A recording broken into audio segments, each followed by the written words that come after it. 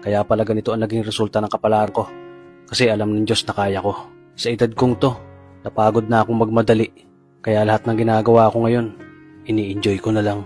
Siguro sa dami na rin ng aking pinagdaanan, napagtanto ko na ang buhay ay mas malawak at mas mahiwaga pa sa mga problemang dumarating sa buhay natin. Tumatanda na tayo, baka sa kakahabol natin sa masagana at maayos na buhay, ay hindi na natin nai-enjoy ang buhay.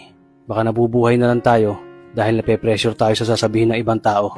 Marami na rin akong mga naging maling desisyon sa buhay, pero lahat yun nagsilbing aral sa akin at natuto ako sa mga pagkakamali ko. May mga taong sobra nating mamahalin at bibigyan ng halaga, pero ibabalik lang sa atin ay kabiguan at matinding trauma.